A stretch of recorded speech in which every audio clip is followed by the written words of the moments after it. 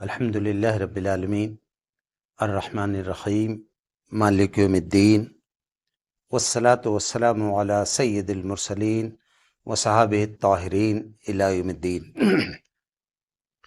قال اللہ تعالی فی کتابہ المجید والفرقان الحمید، اعوذ باللہ من الشیطان الرجیم، بسم اللہ الرحمن الرحیم۔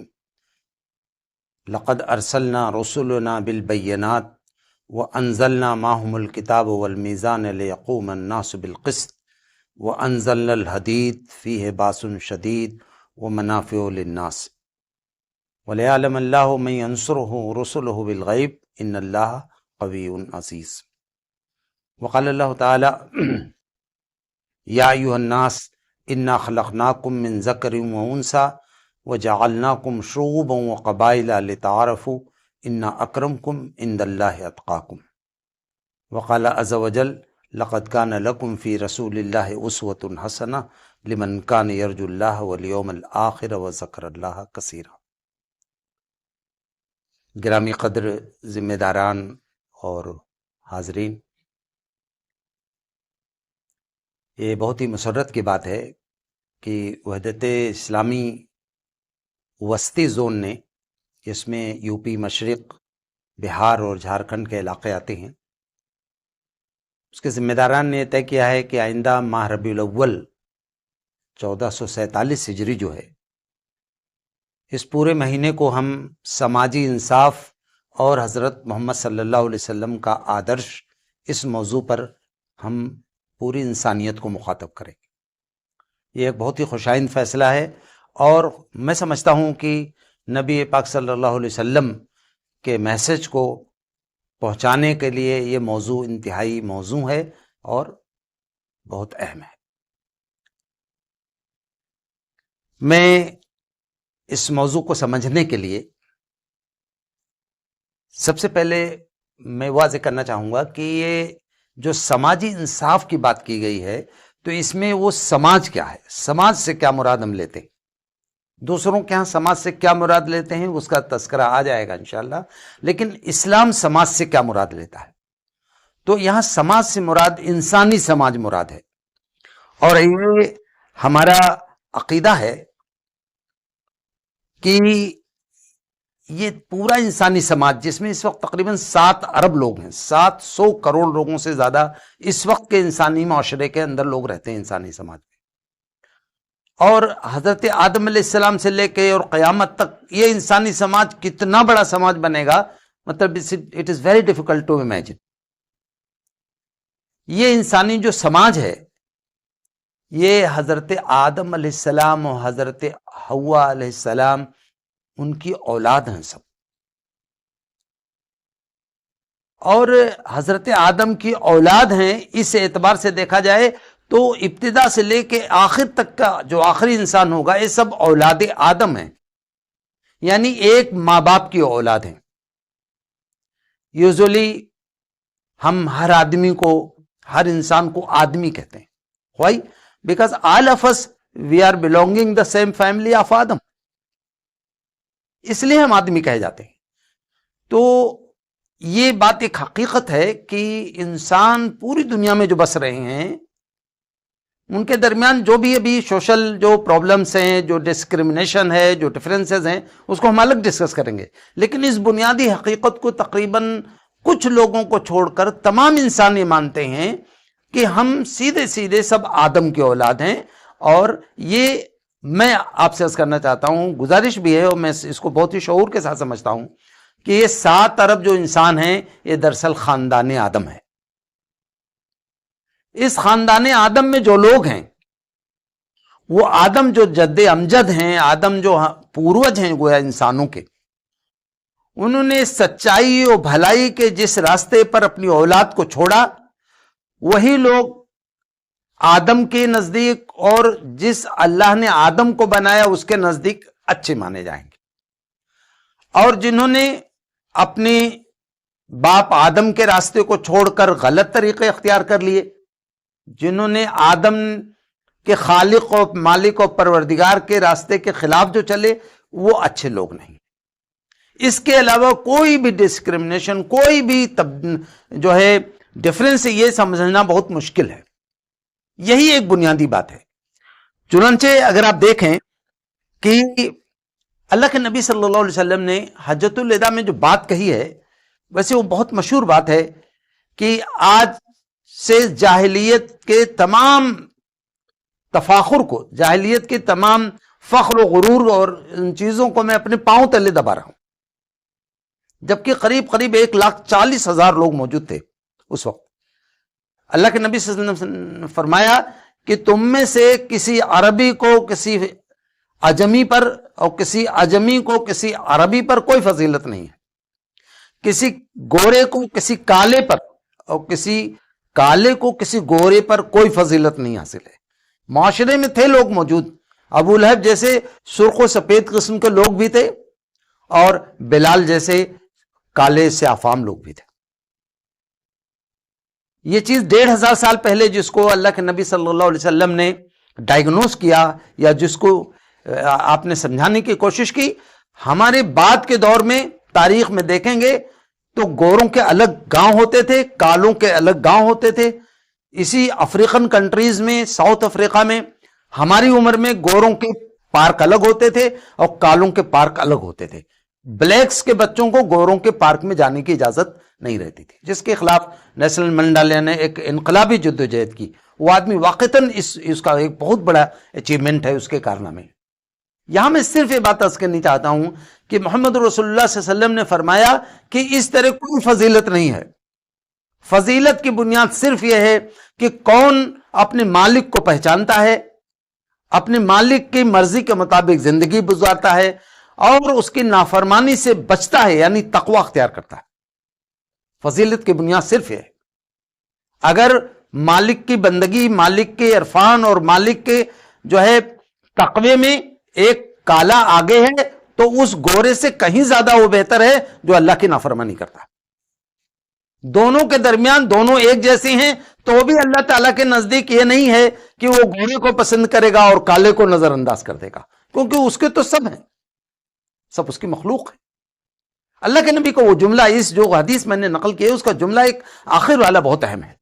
اللہ کے نبی نے فرمایا کلکم بنو آدم و آدم من تراب، تم سب آدم کی اولاد ہو اور آدم مٹی سے بنے تھے.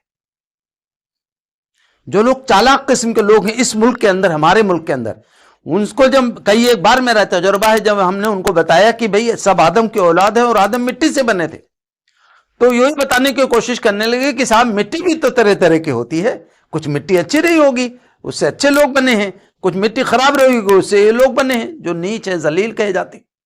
جبکہ بات بہت واضح ہے کہ یہ سب آدم کی اولاد ہیں اور آدم جو ہے جس مٹی سے بنے تھے اسی سے سب بنے ہوئے ہیں.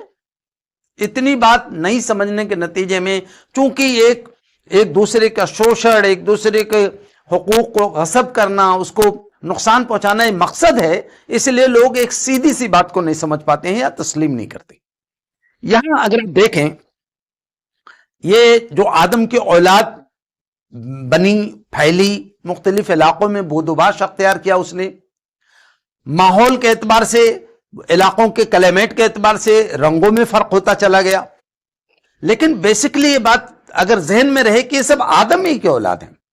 آدم کی ایک اولاد گندمی رنگ کی ہے، کوئی تھوڑا زیادہ سانولی ہے، کوئی بہت گورا ہے، تو ظاہر ہے یہ سب کب کامن فیکٹر آدم کی اولاد ہونا ہے. اس بنیاد پر کہ کوئی گورا ہے، کوئی لمبا ہے، کسی کی ناک بہت جو ہے خوبصورت ہے، اس بنیاد پر کوئی کسی کی ناک چپٹی ہے، اس بنیاد پر تو یہ فیصلہ نہیں ہو سکتا ہے کہ کون اچھا ہے اور کون برا ہے. یہ وہ بنیادی بات ہے جو اسلام نے اپنے کنسپٹ میں بہت مضبوطی سے رکھا ہے. یہاں اگر آپ دیکھیں اللہ تعالیٰ نے جو بات رکھی ہے، میں نے ابھی آپ کے سامنے قرآن مجید کی ایک آیت پڑھی ہے کہ یا ایھا الناس انا خلقناکم من ذکر و انثی، اے انسانوں ہم نے تمہیں ایک مرد اور ایک عورت سے پیدا کیا ہے.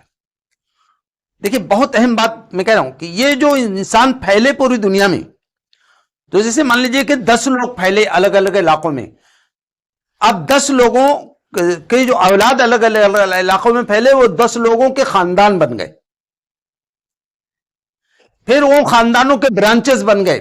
وہ ایک آدمی جو تھا اس کے 5 اولاد ہوئی، تو آپ 5 گویا سب خاندان بن گئے. یہ بات ہے جو قرآن کی اس آیت میں ہے کہ انا خلقناکم من ذکر و انثی، ہم نے تم کو ایک مرد اور ایک عورت سے پیدا کیا، وجعلناکم شعوبا وقبائل، شعوب بڑے فورم کو کہتے ہیں، اس کے بعد جو اس سے نیچے بنتے جاتے ہیں، فرمایا ہم نے تم کو خاندان اور قبیلوں میں بانٹ رکھا ہے۔ شعوب کا ترجمہ برادری نہیں ہے، ہم نے تمہیں خاندان اور قبیلوں میں بانٹ رکھا ہے۔ قبیلے برادری بھی نہیں تھے، یہ قبائل کا جو نسبت ہے وہ افراد سے ہے۔ تو فرمایا اللہ کتنی خوبصورت بات ہے کہ وجعلناکم شعوبا وقبائل لتعارفوا، ہم نے تم کو خاندان و قبیلوں میں بانٹ دیا، کیوں؟ تاکہ تم ایک دوسرے کو پہچان سکو، یہ فلاں کے خاندان ہیں، یہ بھائی ہمارے دادا کے بھائی کے خاندان ہیں، یہ دادا کے فلاں رشتہ دار کے خاندان ہیں۔ مطلب یہ جو ہے it is just for introduction, یہ تعارف حاصل کرنے کے لیے ہے، ایک دوسرے کو پہچاننے کے لیے ہے، یہ اونچ نیچ ڈسکریمنیشن اور ایکسپلائٹیشن کے لیے نہیں ہے۔ اللہ تعالیٰ نے بتایا لتعارفوا، یہ اللہ کا کلام ہے، اللہ نے فرمایا یہ سب پہچان کے لیے ہے۔ انا اکرمکم عند اللہ اتقاکم، بے شک تمہارے اندر سب سے زیادہ عزت والا اللہ کے نزدیک، عند اللہ، اللہ کے نزدیک سب سے زیادہ جو عزت والا ہے وہ ہے جو تمہارے اندر تقوی والا ہے، جو تمہارے اندر تقوی کا مطلب جو اپنے مالک کی نافرمانی سے بچ کے چلنے والا ہے، اپنے مالک کی ناراضگی سے بچ کے چلنے والا ہے، وہ اللہ کے ہاں عزت والا ہے۔ یہی بات ہے جو آپ کو اسلامی تاریخ اور اللہ کے نبی کی سیرت میں ملے گی۔ یہاں مختلف تصورات ہمارے ملک میں پائے جاتے ہیں اور پوری دنیا میں بھی پائے جاتے ہیں۔ ایک تصور یہ ہے جو یہودیوں کے ہاں ہے، قرآن نے ان کے جملے نقل کیے ہیں، وہ کہتے ہیں نحن ابناء اللہ واحباؤہ، ہم اللہ کے بیٹے ہیں، یہ الفاظ وہ کہتے تھے، اور عزیر علیہ السلام کو تو باقاعدہ اللہ کا بیٹا کہتے ہی تھے وہ، تو ہم اللہ کے بیٹے ہیں، واحباؤہ اس کے چہتے ہیں، کیونکہ ہم اللہ کے بیٹے ہیں تو اللہ کی نسل سے ہیں نعوذ باللہ، تو ہم سب سے افضل ہیں۔ ٹھیک ہی بات ہندوستان کے اندر برہمن جو گروپ ہے وہ کہتا ہے کہ ہم برہما کے اولاد ہیں، اس لیے ہم سب سے شریشٹھ۔ یہ وہ کنسپٹ ہے جس کی بنیاد پر، نسل کی بنیاد پر، کسی کا بیٹا اور بیٹی ہونے کی بنیاد پر لوگوں نے دوسرے انسانوں سے اپنے آپ کو شریشٹھ مانا۔ اسلام میں اس تصور کی کوئی گنجائش نہیں۔ پیغمبر کی اولاد کافر ہو سکتا ہے، پیغمبر کا باپ کافر ہو سکتا ہے، پیغمبر کی بیوی کافر ہو سکتی ہے، پیغمبر کی بیوی بھی پیغمبر کے ساتھ جنت پہ پھر نہیں جائے گی چونکہ وہ کافر ہے۔ اصل بات وہ تقوی والی ہے، کون ہے جو اپنے عقیدے اور اخلاق میں اللہ کے نزدیک غلط عقائد اور غلط خیالات سے بچ گیا اور غلط اخلاق و کردار سے جس نے اپنے آپ کو بچا لیا، وہ ہے۔ اسے صاف ظاہر ہو جاتا ہے کہ اسلام ایک پرنسپل بیسڈ دین ہے، ایک سمجھے کہ اس کا ایک بہت ہی پیور اور پاکیزہ سدھانت ہے، اسی سدھانت ہی پہ پورے تمام معاملات کو وہ چیک کرتا ہے۔ ایک تصور بھی ہے یہاں نسلوں کے ساتھ تو ہے یہ رنگوں کی بنیاد پر، جیسا میں نے ابھی اشارہ کیا، گورے اور کالے کا معاملہ، اللہ کے نبی صلی اللہ علیہ وسلم نے اس کی وضاحت بھی فرما دی، اور یہ وضاحت آج کا جو سوشیولوجی کے سبجیکٹ ہیں اس میں نہیں آیا ہے، بلکہ یہ 1500 سال پہلے محمد رسول اللہ صلی اللہ علیہ وسلم نے لاکھ سے اوپر کے مجمع میں اس کا اعلان کیا تھا۔ ایک اور جو تصور آتا ہے کہ علاقے کی بنیاد پر، یہ انتہائی حالت کی بات ہے، یہ اللہ کی زمین ہے، سب اللہ کے بندے حضرت آدم کی اولاد ہیں، کوئی کسی علاقے میں بس گیا، کوئی کسی علاقے میں بس گیا، لوگ دنیا کو کھوجنے اور پرکھنے اور دنیا میں تلاش میں مینس اینڈ ویز کو چیک کرنے میں اس میں آگے بڑھتے چلے گئے۔ اب کوئی کسی علاقے میں بس گیا تو زمین تو اللہ کی ہے، یہ کسی علاقے میں بس جانے کی وجہ سے کوئی اونچا اور شریشٹھ نہیں ہو سکتا ہے۔ مکے میں بسنے والا اللہ کو نہیں مانے گا تو وہ شریشٹھ نہیں ہے، اور عرب اور صحرا اور جو ہے افریقہ کے ریگستانوں میں بسنے والا اگر کوئی اللہ کا متقی بندہ ہے تو مکے میں رہنے والے نافرمان سے بہتر ہے۔ یہ وہ چیز ہے جو ہمیں اپنے درمیان بھی سمجھانے کی ضرورت ہے۔ میرے عزیز ساتھیوں، خود امت مسلمہ کے اندر اس تصور کو بہت جھٹکا لگا۔ نتیجہ کیا ہوا کہ دوسرے جو ہمارے آس پاس جو معاشرے تھے انسانی، جن کے ہاں بیماریاں پائی جاتی تھیں، یہ بیماریاں پھر ہمارے اندر بھی آئیں، ذات پات، رنگ نسل، یہ ساری چیزیں پھر آئیں۔ اللہ تعالیٰ حفاظت فرمائے۔ لیکن الحمدللہ یہ ہے کہ چونکہ قرآن کی وہ اصولی بات موجود ہے، رسول اللہ صلی اللہ علیہ وسلم کی اصولی تعلیمات موجود ہیں، اس لیے امت جو ہے بہت زیادہ اس کو ڈیویٹ نہیں کیا جا سکا۔ بیماریاں تو ہیں لیکن پوری امت میں انحراف نہیں پیدا کیا جا سکا۔ آج بھی آپ دیکھ لیں، ہماری عمر میں عبداللہ عمر نصیف صاحب رابطہ عالم اسلامی کے صدر تھے اور وہ بلیکس میں سے تھے۔ تو یہ چیز ہے اسلام کی وجہ سے۔